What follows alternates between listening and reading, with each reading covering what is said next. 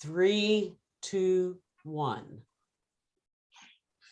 I am delighted to welcome Irv Klein today.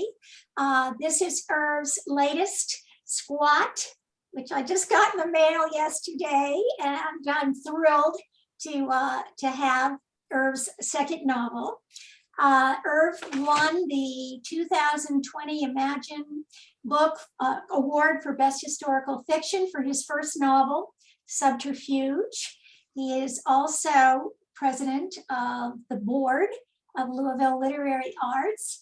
And I have to tell you that Irv and I actually met at Lexington Book Bash, which was a complete, I don't know what you would say, failure as far as book signing was concerned, because no one came. It was during the pandemic and we had very few customers. So Irv and I sat there and talked for approximately 6 hours. And I think we bonded. Anyway, I just love this man. He's such a delight and wonderful writer. And I'm thrilled that he's here to speak with us today. So, well, thank you, Lynn. Thank you, Lynn. That was very nice, very kind of you to say all those nice things. As I was coming on, I heard somebody saying that whoever was presenting before me had raised the bar. Well, I'm probably going to lower it, so I don't think you have to worry too much. But Lynn, I just wanted to tell the rest of you all, I just finished Lynn's latest book, Alicia's Song, and I certainly enjoyed that too. So we have a mutual admiration society here. But I wanted to talk to you all today. I feel a little bit like maybe, I can't think of a good analogy, but I know all of you all are experienced writers, and I'm a relative newbie at this, but it's always, I've learned that I can learn things from anybody if I'm willing to listen to them. And in fact, the book that Lynn just showed you, Squat, it actually has some phrases in it that I stole from my niece, who's about 22 years old, but she was about 16 when she said them. So she was quite thrilled to know that I had quoted her in my book, but it's not often that somebody my age can pick up something from a teenager. But if we listen, we can. And that's one of the first things that I would encourage you all in your writing is to listen to other people, and not just when they're talking about maybe writing. I know a lot of writers that are quite accomplished that are maybe 50 years younger or more than me. But that doesn't make them any less accomplished. They are still very, very good writers. Some people have spent the time learning. Some people just are born with the knack. And we need to we need to recognize that anybody can teach us anything if we will just listen to them. So that's kind of the first point that I wanted to make in this. And again, I feel sure that some of the things I'm going to say, and maybe all of the things I'm going to say, you all have already thought of these things, but it's kind of like I used to hear an example I teach continuing education to contractors. And some of the contractors sometimes would say, well, like one fellow told me one time, I've got an 11th grade education. I don't think you can teach me anything. And I said, you know what? I think you're probably right. Because he was not willing to hear what I had to say. But you just kind of have to go with what you got. And I have totally spun out on my train of thought there, where I was heading with all of that. So I'm just going to skip over it and go right on to the next thing. I asked what you all would like for me to talk about, and I got some notes here that about how did I write my book? Well, actually, and I've got two now, a Squat that Lynn showed you, and I also, my first book was called Subterfuge, and I'll show you a copy of that one here. This is the one that won the Best Historical Fiction Award. It's about a German U-boat that disappears off the coast of the United States in the early days of World War II. And years later, the son of the captain wants to find out what happened to his father. And he starts investigating, and he's told that the U-boat was never built. It never existed. And that sets him off on a real hunt to find out what is the real story. And through the course of the book, he and the aunt who raised him after his mother was killed in a bombing attack during World War II, he and the aunt who raised him find out a lot of things. And he meets the father that his aunt has been telling him about, but that he doesn't remember. And he and his aunt also find out a few things about each other that are kind of a surprise. And that's about all I'm going to say about the plot of that book. But I will tell you, it is a wartime book. And one of the reviews on Amazon said, now keep in mind, this is a great book, but it's a little rough to read at parts because it is based on wartime events.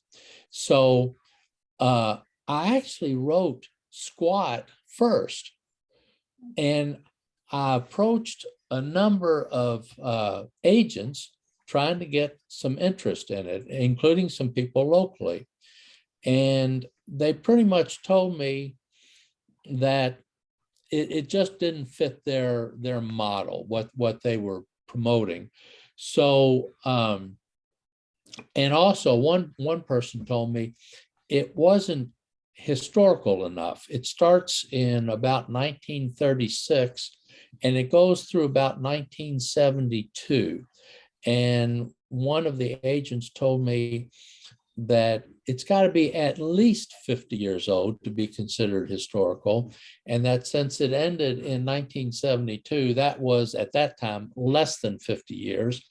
And that I needed to kind of think about that a little bit as to whether I was going to call it historical fiction.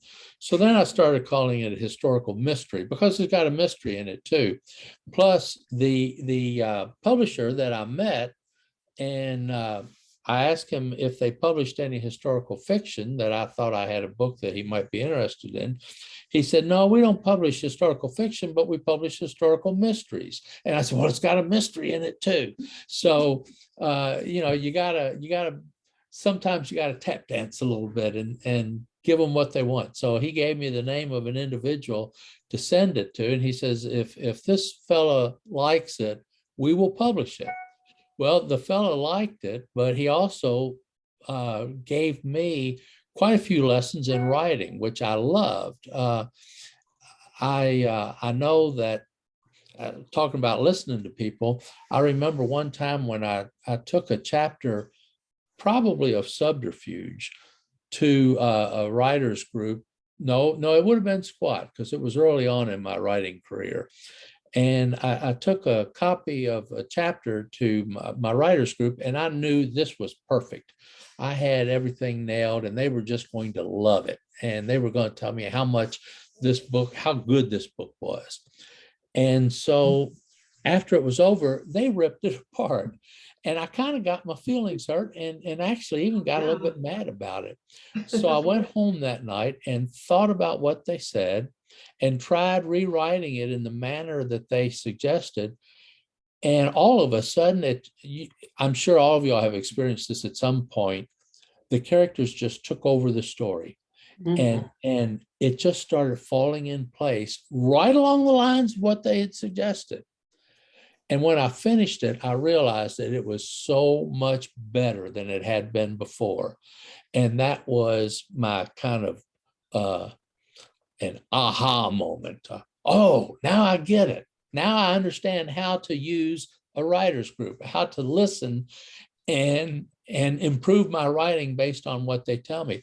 And so a couple of weeks ago, I was at a writers group, and one of the fellows, after he read what I brought, he said, I've got, excuse me, he said, I've got some good news and I've got some bad news. What do you want first? And I said, the bad news, because the good news cannot help me, but the bad news can.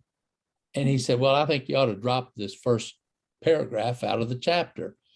And I read it, and by golly, he was right. I dropped that paragraph. So I've learned to embrace the bad news. And I think that's something that we all have to do as writers, is not get our dander up when somebody says, I didn't really like this.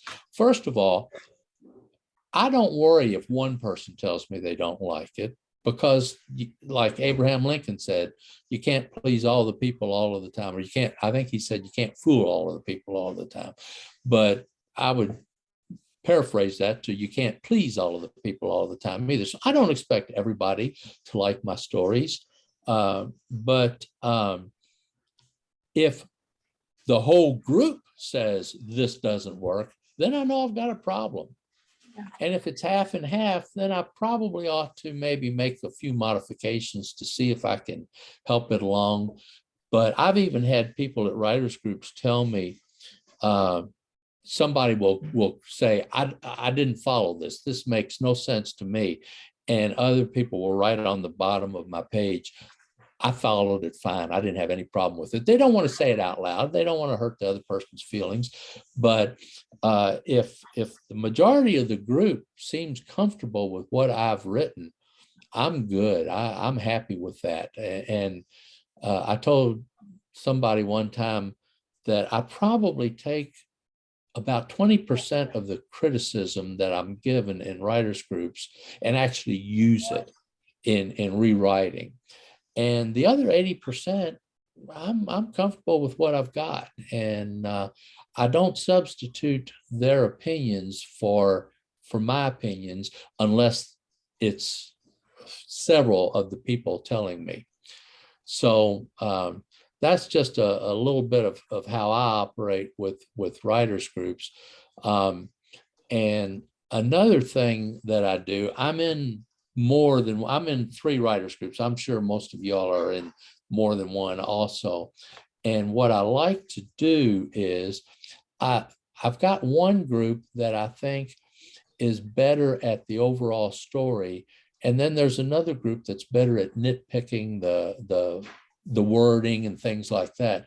So what I like to do is I like to take a chapter to the one group that's good at the overall story first, and make sure that I've got kind of a general idea of how the chapter should go.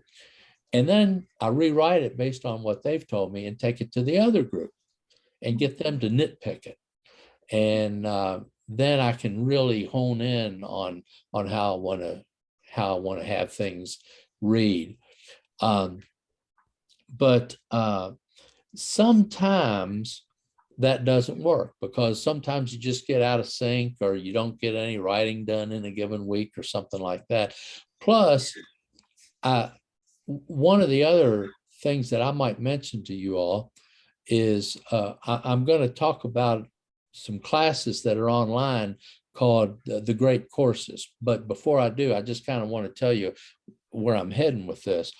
I'm taking this class online right now, or it's on the TV, that's called Editing Yourself, or something to that effect. It's about editing your own work. And this writer or editor, she's quite quite renowned in her editing. And what she says is, you can't edit anything until you've got the first draft written. And while I appreciate that and I understand that, and I'm actually going to try it on a novel that I'm working on right now, that's not how I wrote Subterfuge and Squat. How I wrote them was chapter at a time, and then making sure that each chapter hung together. Her point is, if you write a chapter and then edit it, that chapter in and to itself is good, but it might not flow naturally into the next chapter. Well, I've compensated, I feel like, for that by reading the chapter that I've just done and then reading the chapter before it and the chapter after it. And by the time it's finished, I've read the whole thing maybe 8 or 10 times. And I do have a sense of whether it hangs together or not. But I am going to try her method, and because I'm having trouble right now with what I'm working on right now, I've kind of got a little bit of a writer's block, and so I'm going to try to write the whole first draft, which means I'm going to be going to writers' meetups for a while without anything. I'm just going to go and help them. And maybe kick a few ideas around. That's one of the things we do at the writers group sometimes, is if somebody doesn't bring anything, we let them ask some questions. Does this work for y'all? Does that work for y'all? So on like that. But what I wanted to point out, or what I wanted to talk about, I don't know if any of y'all are familiar with this group called the Great Courses. Yeah. I found an ad for them in the New York Times one time, and my wife, who loves art, they had a chapter. She loves the Impressionist painters, and they had a class on the Impressionists. It ran, I think, 36 half-hour sessions, and I bought the DVD for her and gave it to her for Christmas, and she loved it.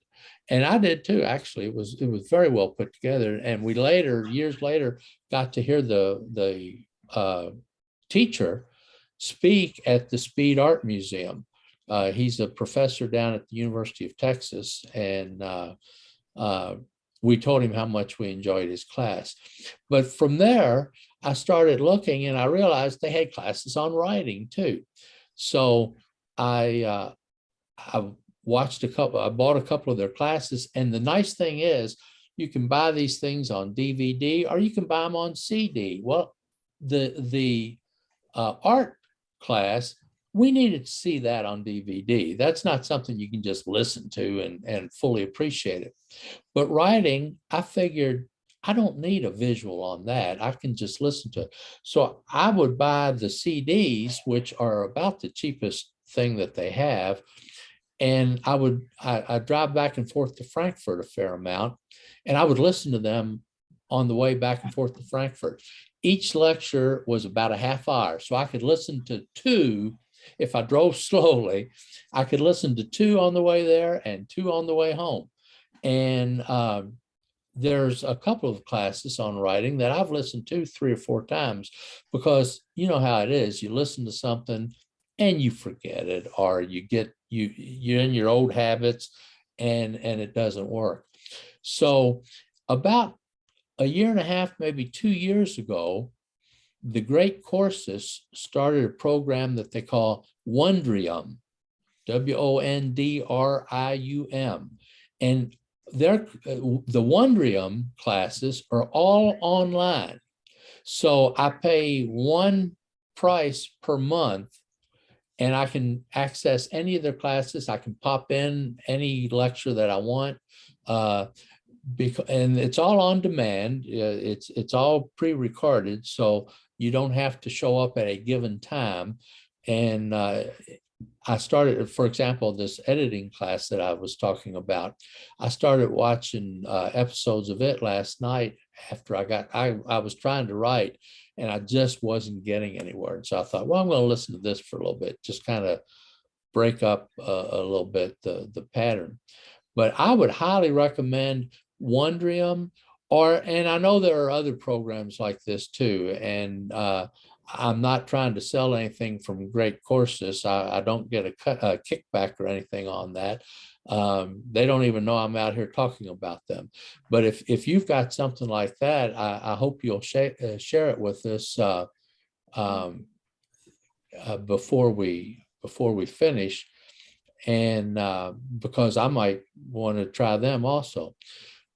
So I would strongly encourage you, though, to occasionally take a class like that, even if you're very successful in your writing. And it's funny, a minute ago I said I spun out and forgot where I was going with that. I just remembered where I was going with that, and it fits in here again too.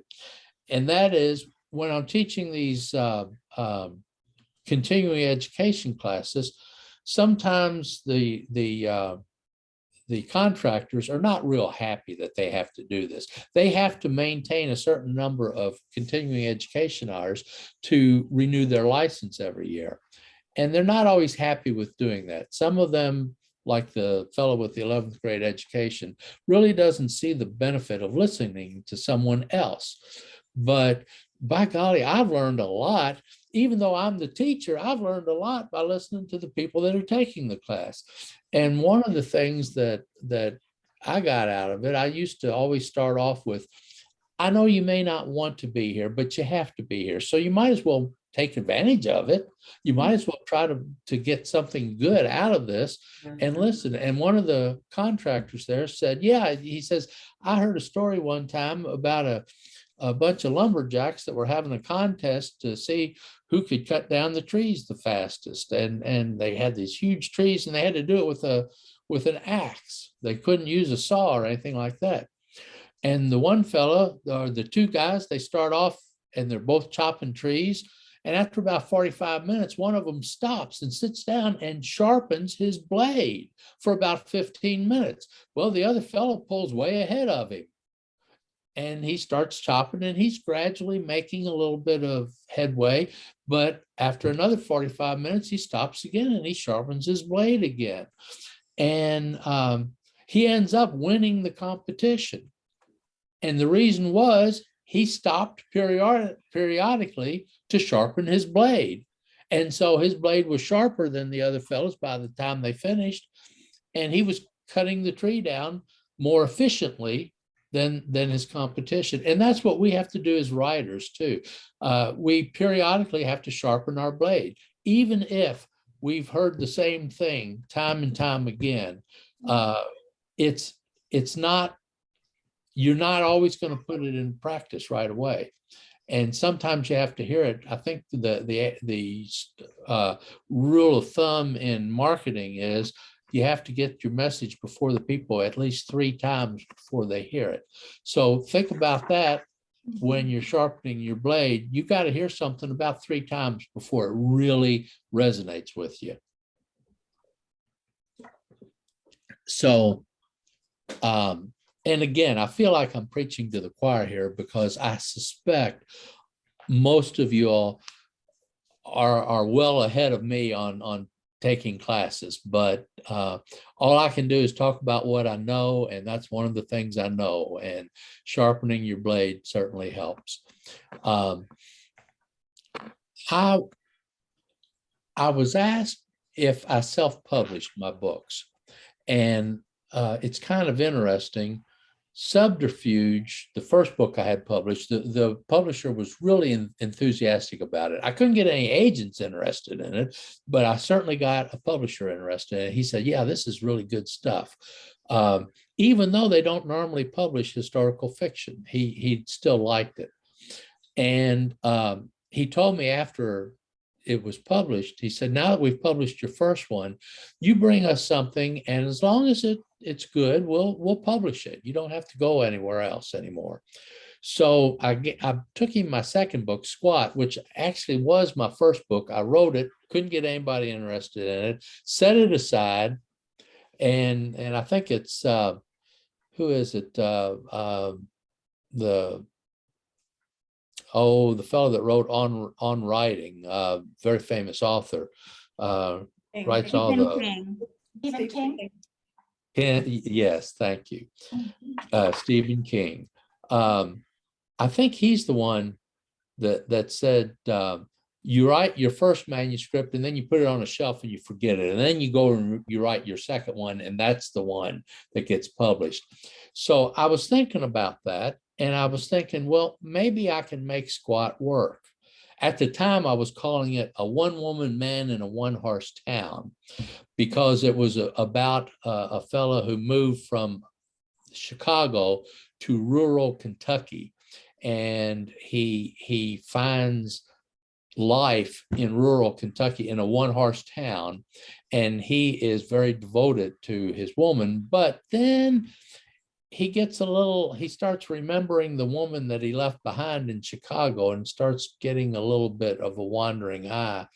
And so several people told me, you really can't call him a one-woman man.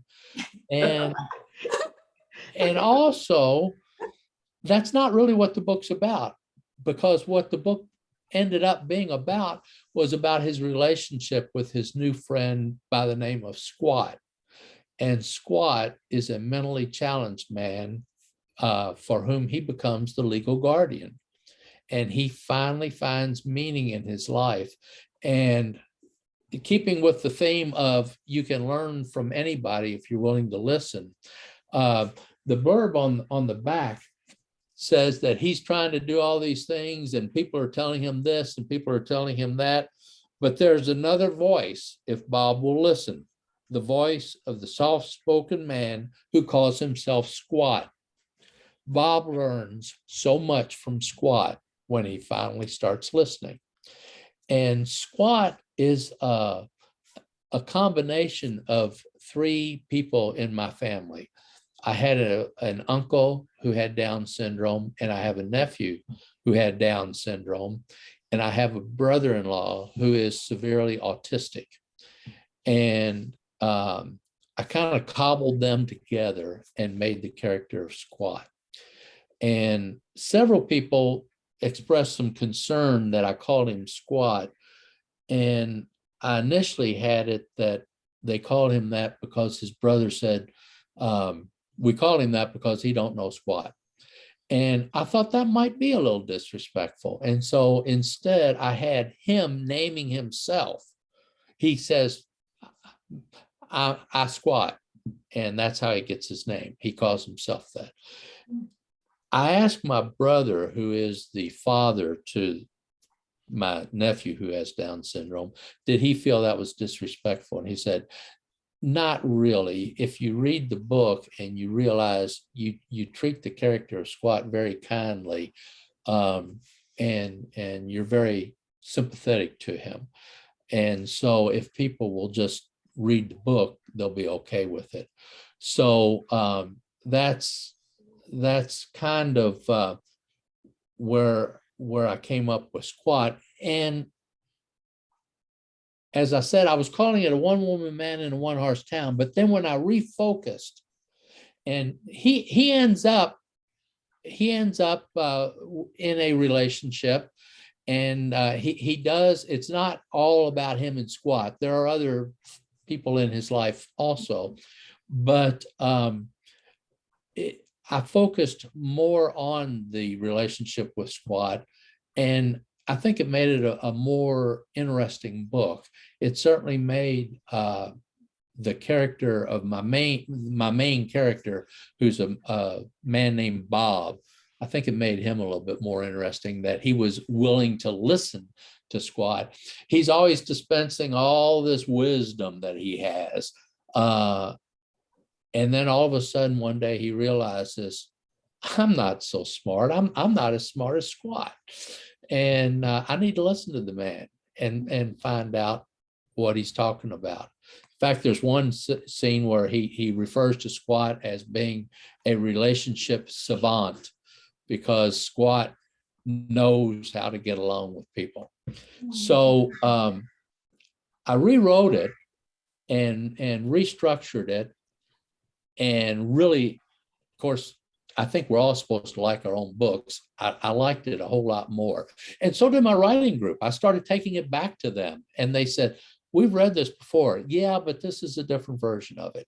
And they said, yeah, this is a better version of it. So that's one thing that I've learned, is never be afraid to change things up and move them around.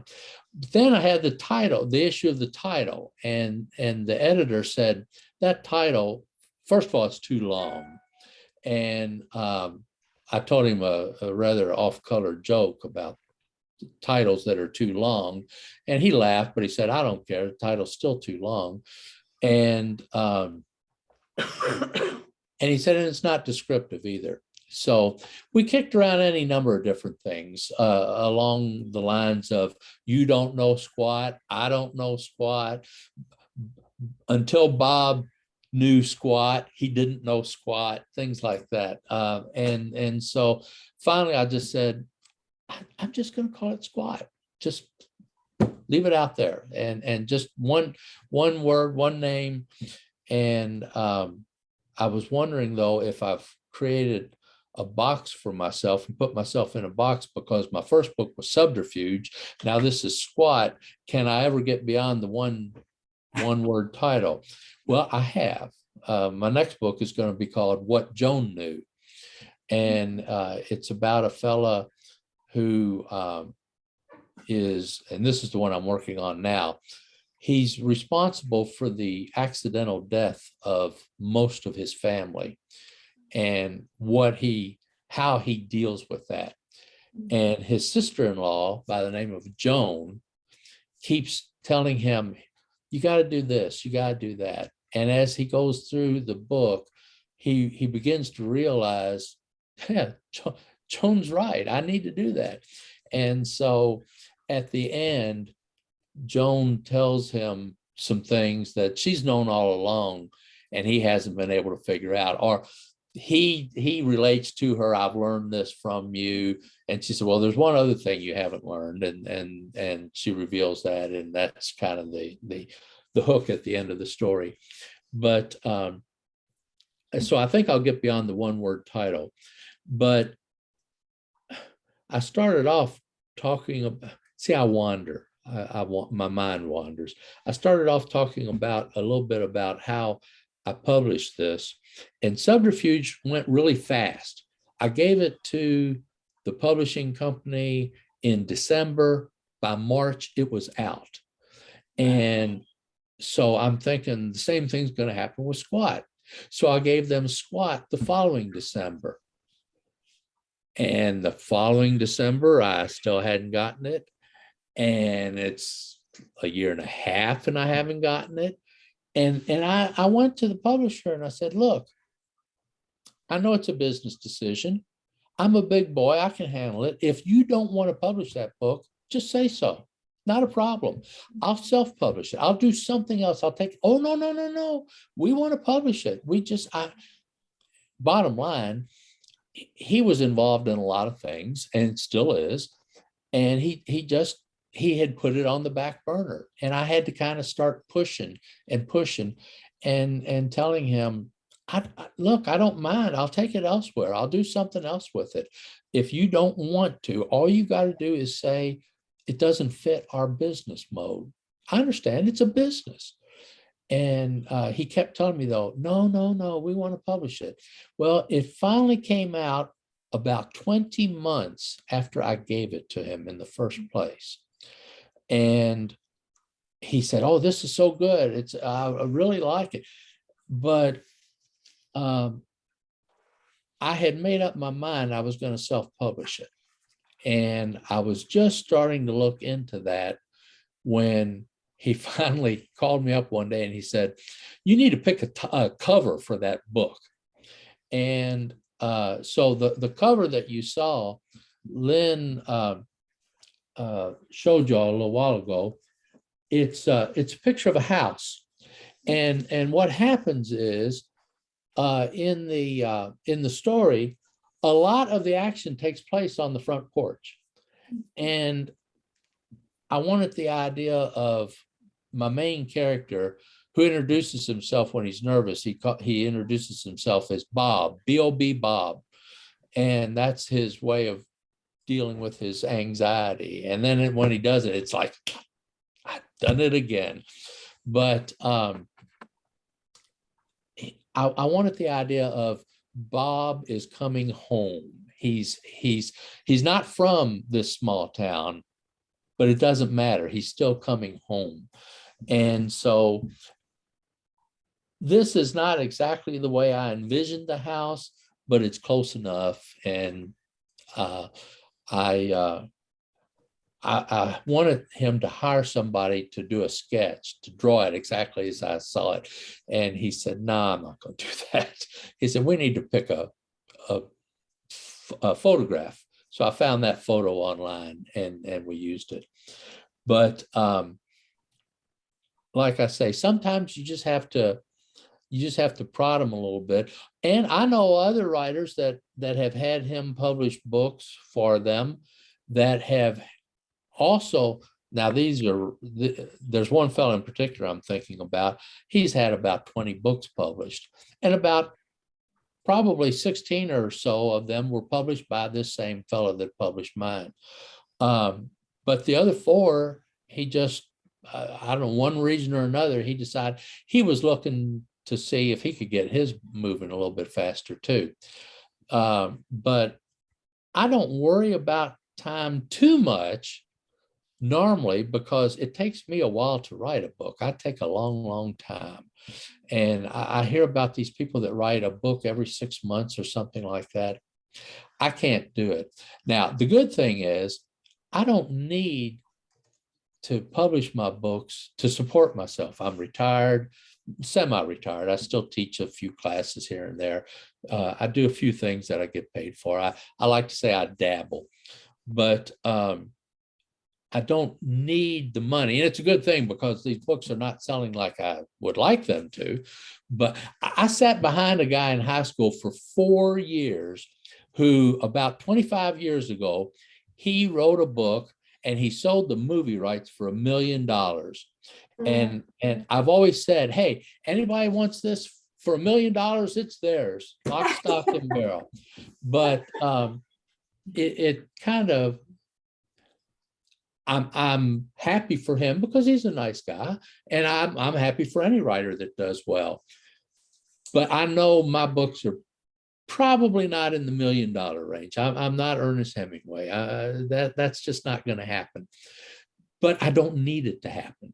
So that's an advantage that I have over some people. Some people need their books to move, and if you've got 20 of them, I guess maybe you can move them well enough that they'll do okay. But one thing I'm going to mention to you all, some of you may have figured this out and some of you may not want me mentioning it, but I have found that my books do better at like flea markets and things like that, as opposed to book sales. There's one over in Jeffersonville every year right before Christmas, and it's a fundraiser for the animal shelter there. And I've been there twice now, and I ran out of my book Subterfuge the last time I was there. I sold everything that I had. And that's not going to happen again. But I have found when I go to a book sale, like Lynn said, the one in Lexington, now it was in the heart of the COVID pandemic, but there just weren't enough people coming through. Plus, everywhere you look, there were books. There must have been 40 authors there. Wouldn't you say, Lynn, about 40 or thereabouts? And anything you wanted, you could get there, whether it was science fiction or graphic novels or things like that, or historical fiction, mysteries. You could get anything there. When I go to a flea market, there might be 2 or 3 other authors there. And I always sell more books that when I go there than at book sales. So that's something I would mention to you. I still like to go to book sales simply so that I can say, hey, I'm at this book sale today. And I was supposed to be at one last Saturday down in Elizabethtown, and it got canceled because of the weather. I'm hoping that they will still have it. I'm interested to see how Squat does, because Squat lives in a fictional town in rural Kentucky, but it's in the neighborhood of Elizabethtown. And they talk about going into Elizabethtown for this, and they talk about driving to Louisville. When a friend flies in to visit, they fly into Louisville and they drive up to Louisville, pick them up. And Louisville is about a 45-minute drive away Well, if you'll notice, Elizabethtown's about a 40-minute drive away. So I'm anxious to see how Squat does at a book sale in Elizabethtown, but I wouldn't be at all surprised if it doesn't work as well as flea markets. So I would encourage you, if you hear about a flea market or something, there's one I'm going to go to in June, and I've not been to it before. And I sent an email to them, and I said, I'm an author, and I see y'all have crafts and things like that. Do you ever have authors? And they said, no, we're more selling things for people to use as gifts. And I, great, I'd love to be there. Because what I tell people when they come through on flea markets is, have you ever given anybody a book? I bet they appreciate it. Do you know anybody that likes historical fiction? I got Subterfuge. Do you know anybody that likes a good family saga? I got Squat. And they, yeah, I could. I've sold 3 or 4 books to the same person on occasion. Yeah, I'm going to give this to this person. I'm going to give it to that person. Sign it for them, and we go on down the road. So I would encourage you to think about flea markets as opposed to book sales in the future. Again, I'm not saying anything against book sales, and I want to be there. I did real good in Brandenburg about 6 months ago. They had a World War II Navy vessel there that's it's ported in Evansville now, but once a year they take it on cruises up and down the river. It's a landing craft that I think was used in D-Day, if I'm not mistaken. But Subterfuge went over big with that crowd because they were there to see a military boat. But it's really tough sometimes to pick your spot. So one advantage that I might have over some writers is my wife, who worked as an editor for technical journals for a number of years, and then also taught English and writing at Jefferson Community College for a number of years. And in fact, she's the one that encouraged me to start writing. I was running a service company a number of years ago, and I had some health problems, but I had started a newsletter for this company, and then I had started what we called an e-zine, a monthly, about 300 words. The newsletter would go about 1,200 words, and it was only done quarterly. And she said, you know, you're a pretty good writer, business-wise. You ought to try writing some fiction, because I was leaving the company because of my health. And it happened right when we had that economic downturn back in 2007, 2008. And somebody needed to leave, and I was the right age. It was me that needed to leave. So she said, you might try writing, though. And the difference between business writing and fiction writing is business writing has no dialogue. So my first few attempts, people would say, you need some dialogue in here. So then I started writing some dialogue. But what I would do is, when I had a character, I would, and probably some of you, or maybe all of you do this, I don't know. I would decide who I wanted to base this character on. And for example, in Squat, my oldest brother is in there big time, and he loves it. He is so tickled by that. He gets the biggest kick out of that. But I would put a picture up of the person who was that character. And when I was writing that dialogue for that character, I would look at their picture and think, and I would try, when I would write the dialogue, I would try to hear it in their voice. How would they say this? And it has really helped my dialogue. My sister, who is quite the feminist, said that she thinks that I write better female characters than any male author she's ever read. Now, notice she didn't say I write the best female characters. She just said I write the best of any male author that she has read. And there's two caveats on that. One, I just mentioned, and two, she doesn't read a lot of male authors. But nevertheless, I consider that quite a compliment, because my sister can be pretty judgmental. So I actually snuck her into Squad a little bit, and she says, I don't see me in there. I see Dan, but I don't see me. And well, okay, whatever you say, you're in there, but whatever you say. So I look at their pictures, and I don't know why I take on their voice when I'm writing them. So it's a lot of fun. You know, something I should have told you all when we first started is, if you all have any questions, you should stop me, because by the time we get to the end, if you ask me a question of something I said early on, chances are I'm not going to remember it. I've got So a question. we got a question. I'm curious how you did research for Subterfuge, because you're talking about a German character, wartime Germany. Well, I guess he acts in later times, but there's I'm sure you. So just some words on how you did that. That's a really good question. And that was one of the fun parts of that story. First of all, I have a degree in history, and I read all sorts of history.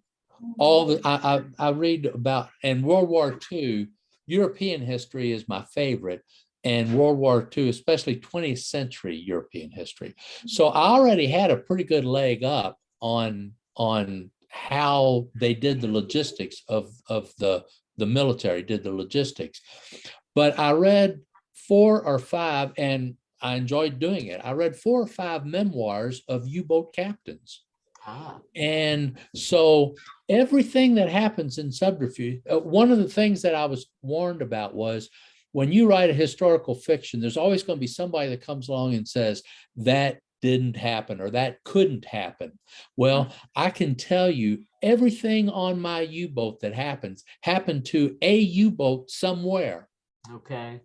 And because if it didn't happen in one of these memoirs, I didn't put it in there.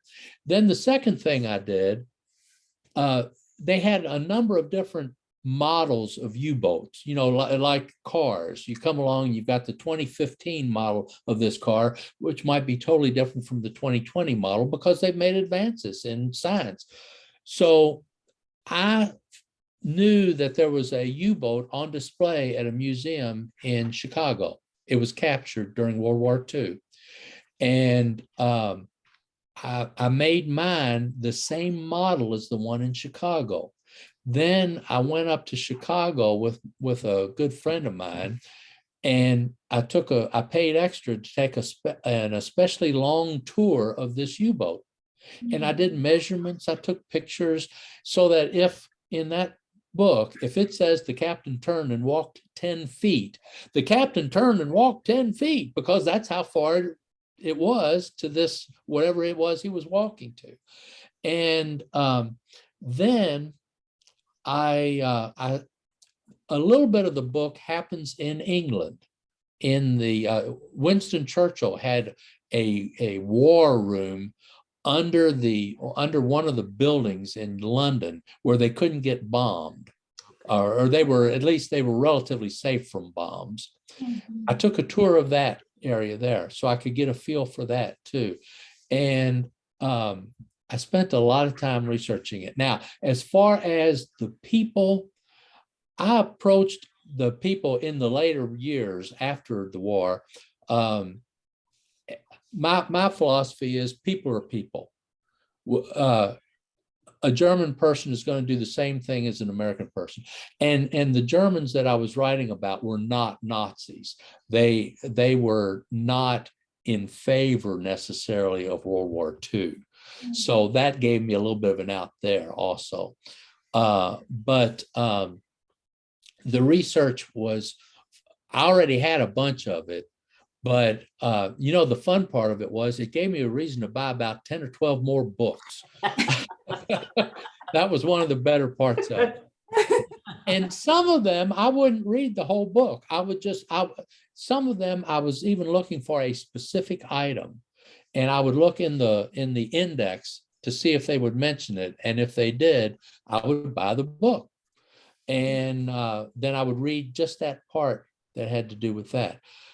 One of the things that I found out was that after every U-boat tour, when they came back, they would have to do a debriefing with Carl Donitz, who was the admiral in charge of the U-boats. And one of these memoirs that I read, what the captain discusses one of his debriefings in quite a bit of detail. I'm not going to say I plagiarized, because the names have been changed.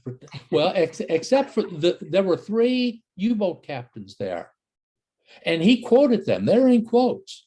And so I lifted some of and I put them into my book. They're real people.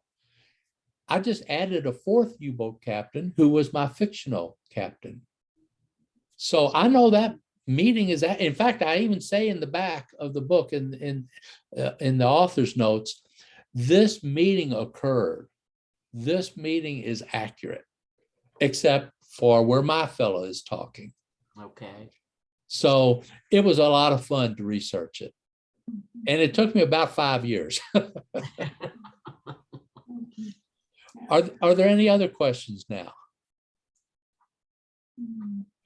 Okay, we've got about 8 minutes left, and let me see at my notes here.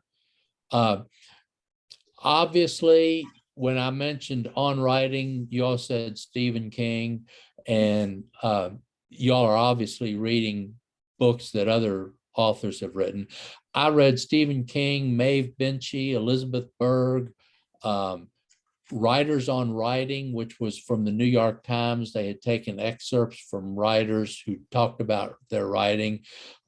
Jessica Morell's book, Between the Lines, a book called Rewrite Right by Jan Venolia, and Writers Inc., which I think was a student handbook that my wife had used. And there were others. These are the ones that I found quickly when I was getting ready for this and wrote the titles down.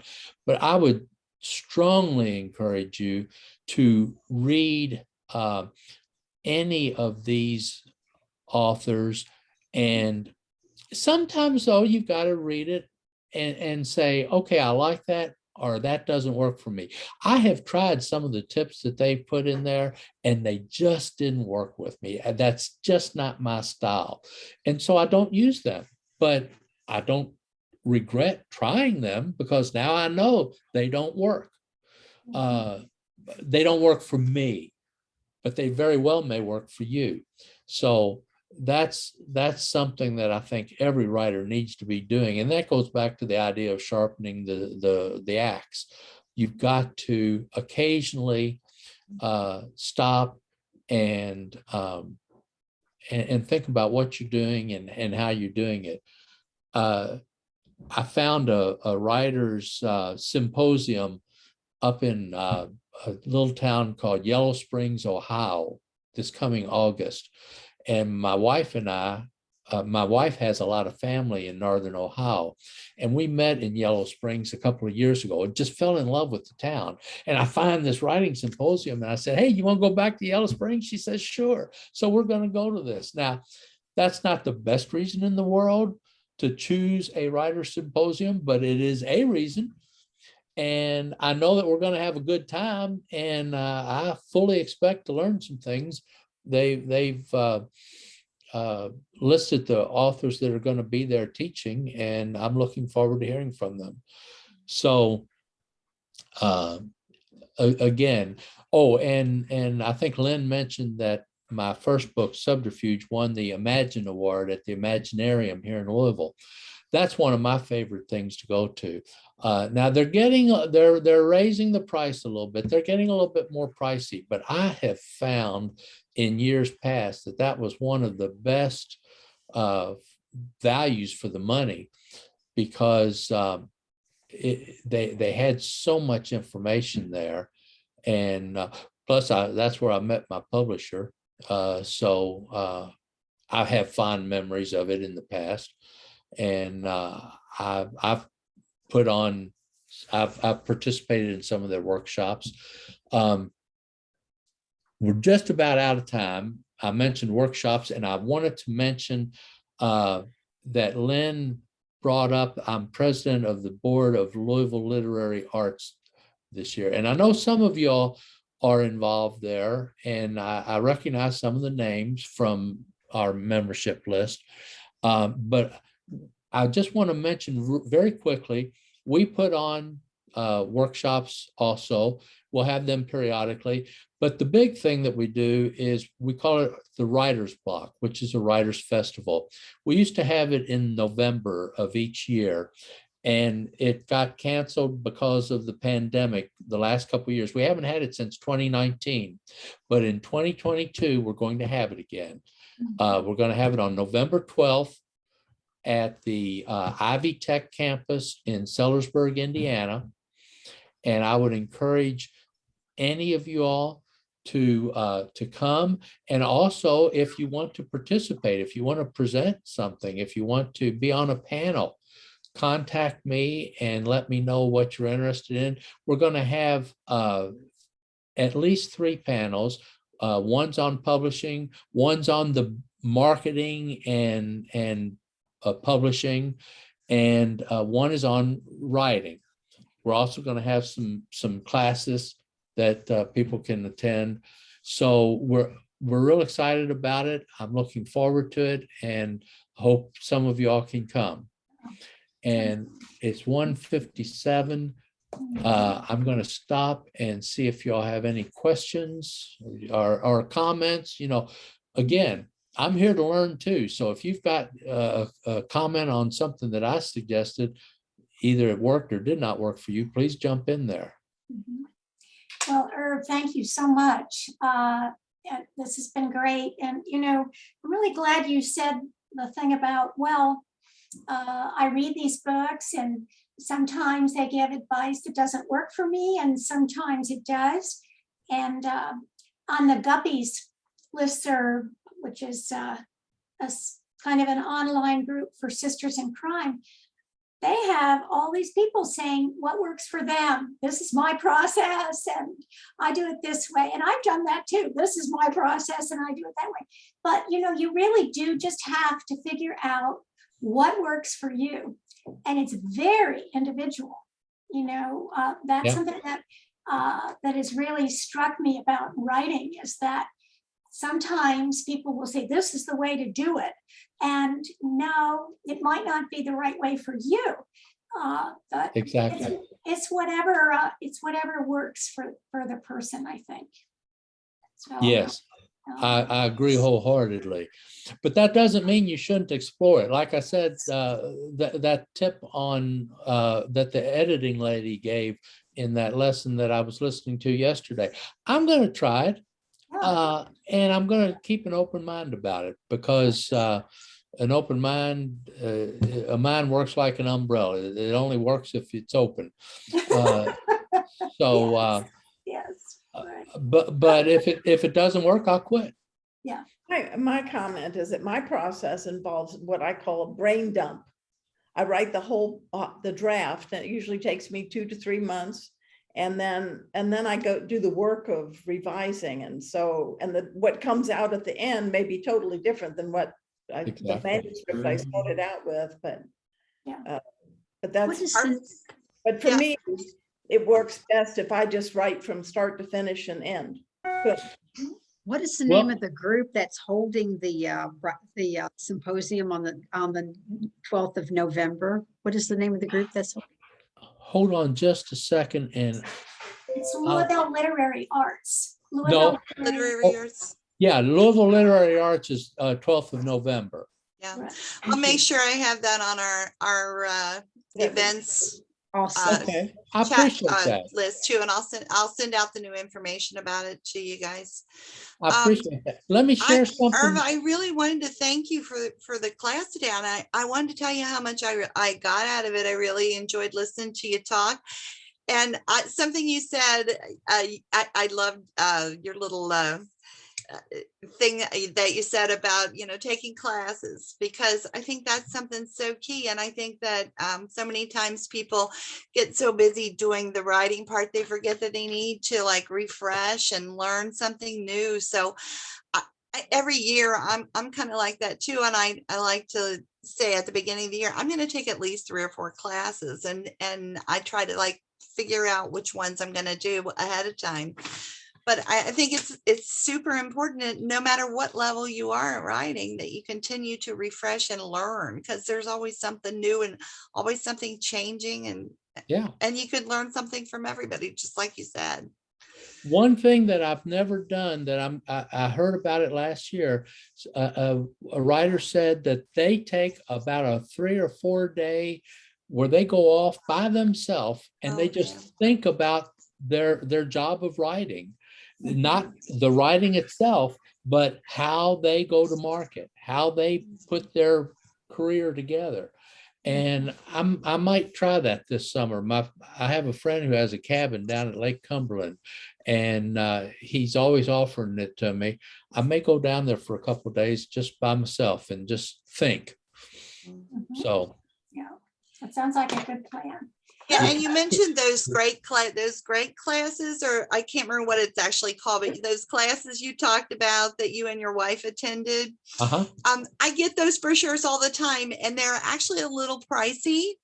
And I've never invested in those in particular, but I'm so glad you brought that up, because there have been some intriguing topics there that I've considered, and I just keep pushing them away. So now you've made me more intrigued about those. Here's a little tip.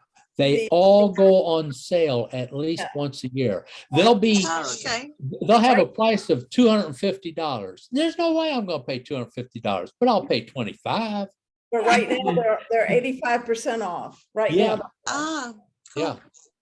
I mean, So, I don't know whether it's a certain time of the year, but we get the brochures. 85% off. You can't, you know, sometimes they're $20 or $30. You can't lose. And you have to kind of look at it, and does this work as a CD? Now, I think they're starting to stream them now. So you don't even buy a pack of CDs. You stream online and listen to it. And that's going to work for writing. I think it won't work. Now, I have taken some of their history classes because I love history, and some of those things you want a visual with them, but writing, I think it works. And here's a little tip on when they come up with the 85% off. If you haven't bought anything recently, they'll give you 85% off. Well, Irv, thank you so much. This has just been great, and we loved having you as a guest, and we hope you get lots and lots of sales of Squat. And Thank you. I really appreciate your spending this time with us. I have enjoyed it immensely. Y'all are a great group. Thank you very much. Thank you. Thank you very much. Bye-bye. Okay. See you soon, you guys. Thanks again, Irv. Bye. Bye. Thank you. Bye. Bye.